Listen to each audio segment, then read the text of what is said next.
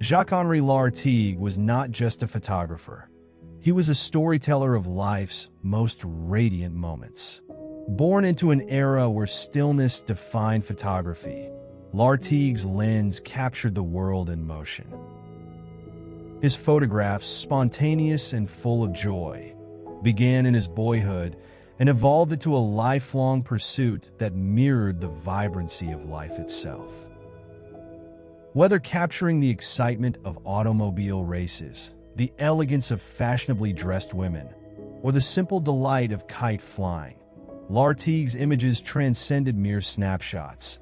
They were reflections of his boundless spirit and profound love for life. Unlike many of his contemporaries, Lartigue's approach broke free from rigid technique or artistic pretension. His black and white photographs, infused with carefree movement, serve as a testament to his gift for finding beauty in the everyday. Even as global conflicts cast long shadows over the decades, Lartigue's work remained unclouded by darkness. His images of leisure, laughter, and fleeting moments of happiness provided an escape, highlighting life's brighter side amid turmoil. When the world rediscovered Lartigue in the 1960s through a landmark exhibit at the Museum of Modern Art in New York, it was nothing short of a revelation. His photographs were celebrated for their sincere, unposed charm that defied the formalities of traditional portraiture. Lartigue continued to capture life's radiance well into his 90s, bringing his camera to England and the United States with the same wonder that had defined his early days.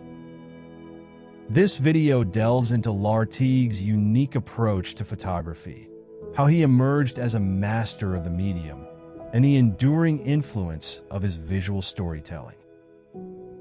Join us as we celebrate the legacy of Lartigue, a true pioneer whose work continues to inspire photographers and artists across the world.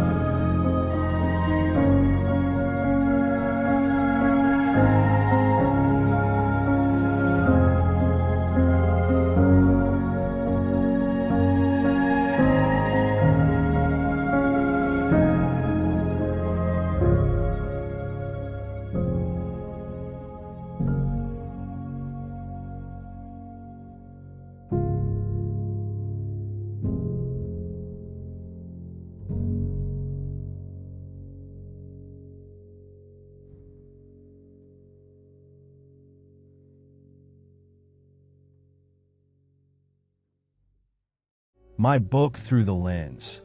Inspiring quotes from master photographers is now available for purchase. This book is a captivating and inspiring collection of insights, reflections, and wisdom from some of the most renowned photographers in history. Get your copy now. The link to purchase it on Amazon is available below in the description box.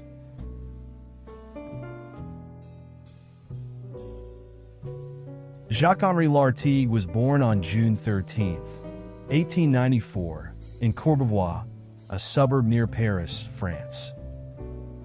Lartigue was introduced to photography as early as 1900 by his father, Henri Lartigue, who gave him his first camera in 1902, when Jacques was 8 years old.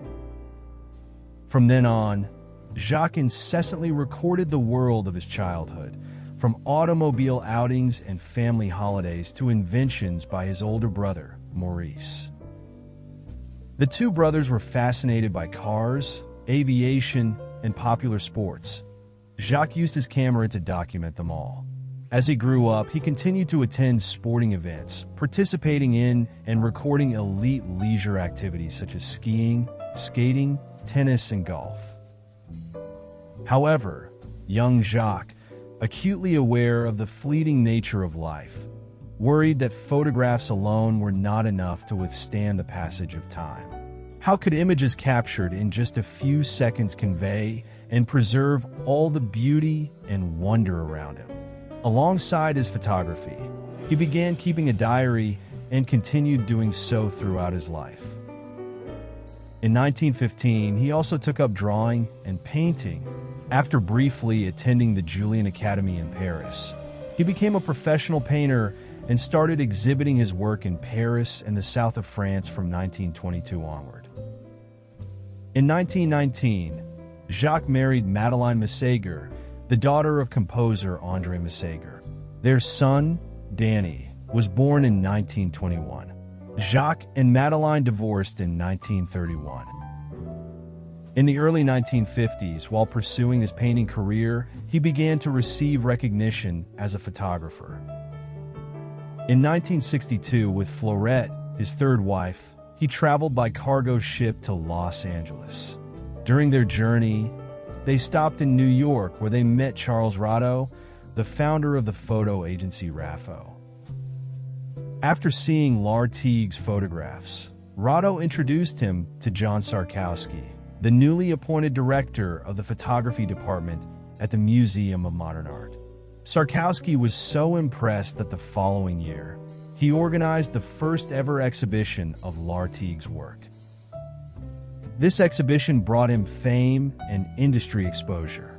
He then received opportunities to collaborate with several fashion magazines and became famous in other countries as well. A retrospective of Lartigue's photographs was held at the Museum of Decorative Arts in Paris in 1975, the year after French President Valéry Giscard d'Estaing asked him to take his official portrait.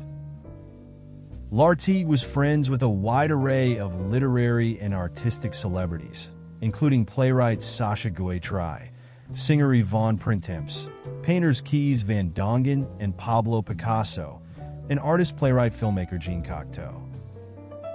He also worked on the film sets of directors Jacques Fader, Abel Gance, Robert Bresson, François Truffaut, and Federico Fellini, with many of these celebrities becoming subjects of his photographs. Lartigue, however, photographed everyone he came into contact with. His most frequent muses were his three wives and his mistress from the early 1930s, the Romanian model Renee Pearl. His first book, Diary of a Century, was published in collaboration with Richard Avedon. It was mentioned at the All's Meetings Book Award in 1971. In 1979, Lartigue signed an act donating his entire photographic output to the French government, becoming the first living French photographer to do so, and tasked the Association Friends of Jacques-Henri Lartigue with preserving and promoting his work. In 1980, his exhibition Hello, Mr. Lartigue was shown at the Grand Palace in Paris. Jacques-Henri Lartigue, recognized as one of the greatest French photographers of the 20th century, passed away at the age of 92 on September 12, 1986, in a hospital in Nice, France, leaving behind over 100,000 photographs, 7,000 diary pages, and 1,500 paintings.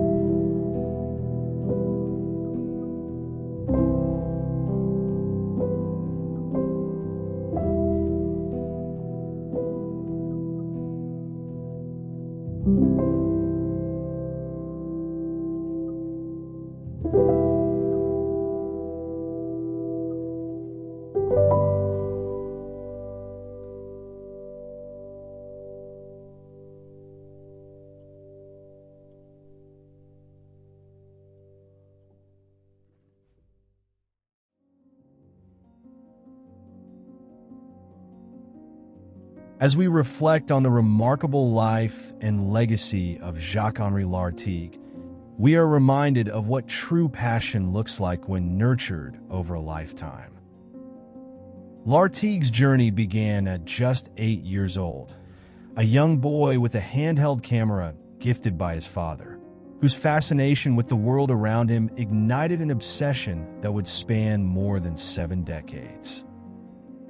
His earliest photographs, snapshots of his family, toys, and moments of daily life, capture a rare, unguarded glimpse into a past era. They were deceptively simple, yet powerful, rich in a spontaneity that spoke directly to the heart. Lartigue's magic lay in his instinct. He had an unparalleled ability to seize those fleeting moments of joy, motion, and humanity. Through his lens, the mundane transformed into the extraordinary. Simple scenes became visual poems. He didn't seek out grandeur or meticulously staged scenes. Instead, he embraced the charm of life's fleeting moments with an open, playful spirit. This is what made his work resonate so deeply. It wasn't just photography. It was a celebration of life in its most sincere and unfiltered form. When Lartigue's work was first showcased internationally in 1963 at the Museum of Modern Art in New York, the timing was extraordinary. The world, still reeling from the tragic assassination of President Kennedy, found solace in Lartigue's uplifting images. Life magazine dedicated precious space to his photographs amidst the turmoil, and it was as if the world paused to remember that beauty and joy could still be found, even in times of darkness. His images reminded people that happiness could be captured, preserved, and shared, a testament to the power of art as a beacon of hope. His ability to capture the essence of motion, the leap of a cousin suspended in midair, the blur of a racing car slicing through the frame, or the timeless elegance of the women who inspired him, demonstrated a profound understanding of what Henri Cartier-Bresson famously called the decisive moment. Yet, Lartigue's vision was uniquely his own. He did not chase perfection or technical complexity. He sought authenticity. His images had no pretense, no filters, only the raw beauty of a moment cherished. Despite working with equipment that today might seem rudimentary, Lartigue's photographs hold a timeless quality. They feel alive, vibrant, and impossibly modern. The simplicity of his tools was no hindrance. It was perhaps the secret ingredient that kept his work sincere. No elaborate lenses or tricks, just a boyish wonder that never faded, even as he grew older. What makes Lartigue's story even more inspiring is that for most of his life, he wasn't famous. He was simply a man taking photos for the sheer joy of it. It wasn't recognition or acclaim that drove him. It was love for life, love for movement, love for the people and places that filled his days. This unwavering enthusiasm is a lesson to us all, that greatness does not always need an audience to thrive. It grows quietly, driven by passion and the joy of creation. His legacy is a reminder that art is not just about capturing a perfect image, but capturing the essence of living. The world was Lartigue's playground, and through his eyes, we see it as a place of wonder and endless possibility. His albums, lovingly compiled over the years, tell not just his story, but the story of an era full of laughter, motion, and the unquenchable spirit of a man who saw life as an endless adventure. In today's world, with all the tools and technologies at our disposal, it is easy to forget the simple pleasure of documenting life with the same joy and curiosity Lartigue embodied. His work stands as a testament to the idea that the heart of photography isn't in the equipment or the technique, but in the soul of the person behind the lens. It is in the quiet moments, the spontaneous smiles, and the bursts of motion that we find true art. And in this, Lartigue was the best.